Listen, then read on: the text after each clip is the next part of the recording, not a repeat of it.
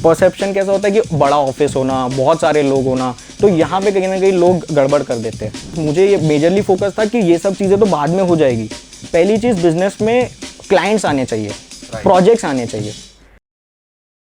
The free media startup series में आज हमारे साथ बात करने के लिए है डिजिटल मंक के फाउंडर वरुण साहू। सो मेरा पहला क्वेश्चन वरुण आपसे है कि क्या है डिजिटल मंक, आइडिया क्या है इसके पीछे? सो डिजिटल मंक एक डिजिटल मार्केटिंग कंपनी है जो कि innovative digital marketing solutions provide कर रही है, जैसे स्टार्टअप्स हो गया, स्मॉल एंड मीडियम एंटरप्राइजेस हो गए, स्कूल्स है, रेस्टोरेंट्स है, तो ये सारे लोगों को हम लोग एक डिजिटल मार्केटिंग सॉल्यूशंस प्रोवाइड कर रहे हैं। अब मोस्टली इसके आइडिया इसके पीछे आइडिया ये है कि मेजरली बहुत सारी एजेंसीज जो है वो लोकल क्लाइंट्स जो हो गए या फिर जो स्टार्टअप्स हो गए उसको पकड़ती नहीं है। दे मेजरली फोकस्ड ऑन की हाई पेइंग क्लाइंट्स। एंड यहाँ पे मुझे ऐसा लगा कि यहाँ पे एक अपॉर्चुनिटी है कि हम अगर लोकल क्लाइंट्स को या तो फिर स्मॉल बिजनेसेस, लोकल बिजनेसेस को अगर हम डिजिटल मार्केटिंग के थ्रू अगर बिजनेस जनरेट करके दे सकते हैं तो अल्टीमेटली हमको पैसा देगा।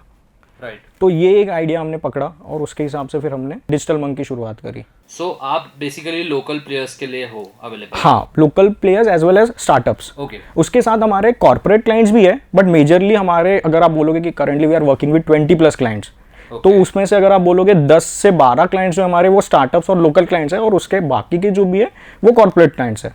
Okay, right. सो आपका बैकग्राउंड भी इसी फील्ड से रिलेटेड था या कुछ अलग आपने किया पहले ग्रेजुएशन और कॉलेज पीरियड में और अभी आप अलग कर रहे हो? हाँ, तो बेसिकली कैसा है कि ग्रेजुएशन मैंने बीएससी में किया, बट कहीं ना कहीं being from a business background, business family, मुझे कहीं ना कहीं अंदर से आ रहा था कि मुझे भी बिजनेस फील्ड में कुछ करना है। राइट। तो व्हाट जैसे कि अब बिजनेस में करना है तो माय सिस्टर सजेस्टेड मी कि यार अगर बिजनेस करना है तो कुछ ट्रेंडिंग के हिसाब से ट्राई करके देख। तो वहाँ से डिजिटल मार्केटिंग के बारे में मुझे पता चला, and then I have completed a course from one of the reputed institute at Nagpur. तो वहाँ से कोर्स कंप्लीट करने के बाद मैंने एक इंटर्नशिप करी एक स्टार्टअप कंपनी में, जहाँ पे मैंने काफ़ी कुछ सीखा। और वो कंपनी में कैसे काम होता है, वहाँ के फाउंडर से मैंने काफ़ी कुछ चीज़ें सीखी, और फिर वो सीखने के बाद मुझे ऐसा लगा कि मैं भी खुद कुछ इस तरीके से एक अपनी एजेंसी बना सकता हूँ। तो फिर कोविड में आई ग्रैब दैट अपॉर्चुनिटी, क्योंकि सारे बिजनेसेस ऑलमोस्ट शट डाउन हो गए थे, और जो भी बिजनेस चल रहे थे जैसे रेस्टोरेंट्स है तो वो स्विगी जोमेटो के थ्रू चल रहे थे या ऑनलाइन ऑर्डर्स के थ्रू चल रहे थे। स्कूल्स हो गए तो वो भी डेफिनेटली वेबिनार्स कंडक्ट कर रहे हैं, उसके थ्रू मार्केट कर रहे हैं। तो वहाँ पर मुझे एक ऐसा लगा कि अगर मैं उस टाइम पे अगर वो अपॉर्चुनिटी ग्रैब करता हूँ, उनकी प्रॉब्लम्स अगर सॉल्व करता हूँ, तो यहाँ से मेरा एक अच्छा आउटपुट निकल के आ सकता है। ओके, सो आपने जो भी जॉब से सीखा वो आपने लेटर फेज में अप्लाई किया। एग्जैक्टली। हर बिजनेस के बिगिनिंग में एक रिसर्च का पीरियड होता है, मार्केट रिसर्च बोलो या मॉड्यूल रिसर्च बोलो। आपका रिसर्च एंड डेवलपमेंट कैसा रहा? डेफिनेटली कोई भी बिजनेस के चालू करने के पहले एक रिसर्च की जाती है। तो रिसर्च हमारी यही थी कि जो कि मैंने आपको पहले भी बताया कि जो मेजरली जो फ्रीलांसर्स है, या फिर जो अगर अभी न्यू फ्रीलांसर्स भी जो निकल के आ रहे हैं, या फिर जो एजेंसी छोटी एजेंसीज भी है, तो वो भी क्या कर रही है कि वो बड़े क्लाइंट्स के पीछे भाग रही है। दे आर मेजरली फोकस की मनी। मैंने कभी भी यार, हमारी कंपनी ने कभी पैसे के बारे में इतना सोचा नहीं। हमने मेजरली ये पकड़ा कि अगर आप बोलोगे कि हमारी जीडीपी में ज़्यादा से ज़्यादा कंट्रीब्यूशन स्मॉल बिजनेसेस का, लोकल बिजनेसेस का ज़्यादा कंट्रीब्यूशन होता है रादर देन बड़ी कंपनीज। राइट। तो अगर मैं फॉर एग्जांपल अगर स्मॉल बिजनेसेस है, स्टार्टअप्स है, तो अगर इनके ऊपर कोई ध्यान नहीं देगा तो उनकी प्रॉब्लम्स कौन सॉल्व करेगा? उनको कैसे, उनको भी डेफिनेटली डिजिटल आना है, डिजिटल मीडियम्स का यूज़ करना है, बट उनका ऐसा है कि डेफिनेटली आप किसी भी लोकल शॉप को जाके बोलो और कुछ बजट दो, तो वो बोलेंगे कि हमारा इतना बजट नहीं है। बट इफ़ मैं जाता हूँ या कोई भी अगर जाता है, and if I can give them assurity कि I can increase your sale up to 10%, 20%, या जितना आपके अंदर कॉन्फिडेंस है उतना अगर आप बोलते हो तो उसका दिमाग चलेगा। और आप उनसे इनिशियल स्टेज पे पैसा मत लो, इनिशियली आप प्रोवाइड करो उनको सर्विस। इनिशियली हमने भी प्रोवाइड करी उनको service, and at the month of the end उनको अगर लगा कि हाँ हमने उनका बिजनेस ग्रोथ में हेल्प करी है, तो अल्टीमेटली छोटा भी बिजनेसमैन रहेगा तो वो आपको पैसा देगा। ओके, सो आप एक बहुत ही अलग आइडिया पे काम कर रहे थे। So what are the challenges you faced? क्या चैलेंजेस लगे आपको बिगनिंग में? राइट। तो इनिशियल स्टेज में चैलेंज, तो एक सबसे बड़ा चैलेंज ये था कि जो भी लोकल क्लाइंट्स होते हैं या फिर छोटे स्मॉल बिजनेसेस है, स्टार्टअप्स है, ये इतने जल्दी कन्विंस नहीं होते हैं। इनको कन्विंस करना बहुत बड़ा टास्क है। हाँ, उनको अप्रोच करना एक बहुत बड़ा टास्क था। तो इनिशियली फिर हमने एक स्ट्रैटेजी करी थी कि what my strategy is we have जो पावर ऑफ फ्री बोलते हैं, द पावर ऑफ फ्री। तो मैंने ऐसा किया था क्लाइंट्स को जाके, जो भी छोटे क्लाइंट्स, जैसे एक फिटनेस सेंटर का, मेरा फर्स्ट क्लाइंट एक फिटनेस सेंटर है, वो आज भी हमारे साथ जुड़ा हुआ है। तो उनका हमने किया था कि हमने उनको ऐसा कन्विंस किया था दैट कि हम आपका 1 मंथ आपको फ्री सोशल मीडिया कैलेंडर हम प्रोवाइड करेंगे। एक मॉडल दिखाया। हाँ, एक मॉडल बताया उनको कि हम हमको free social media calendar provide करेंगे, उसमें कंटेंट क्रिएशन हम करेंगे, आपका वीडियो शूट, फोटो शूट करके देंगे, और उसके बाद हम आपकी पेड एडवर्टीजमेंट भी चलाएंगे।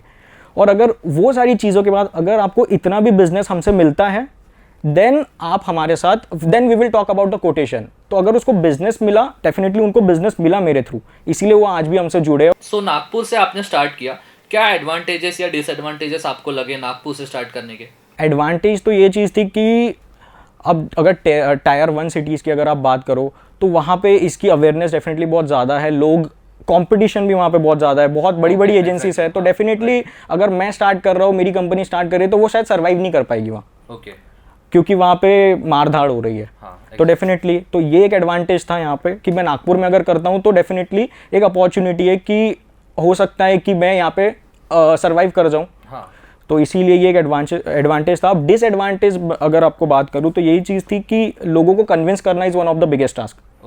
अगर आप चाहते हो कि जैसे क्लाइंट्स कैप्चरिंग, वो हर बिजनेसेस में प्रॉब्लम आती है कि कस्टमर्स, आपने बिजनेस तो स्टार्ट कर दिया, लेकिन कस्टमर्स लेके आना, और आपका तो आइडिया बहुत अच्छा है, बट सामने वाला अगर आपको बोलेगा कि ये क्या, ये बेकार है, तो कैसे आप उसको कन्विंस करते हो, कैसे आप उसको बताते हो, कैसे स्ट्रैटेजी बताते हो, केस स्टडी बताते हो, और उसके बाद फिर वो, ये सब में आपको हाँ, ये सब में बहुत डिफिकल्टीज आई थी इनिशियल स्टेज में। इनिशियली अगर आप कोई स्टार्टअप की बात करो या कोई भी बिजनेस की बात करो, सो सबसे बड़ा चीज़ जो आता है वो रहता है इन्वेस्टमेंट।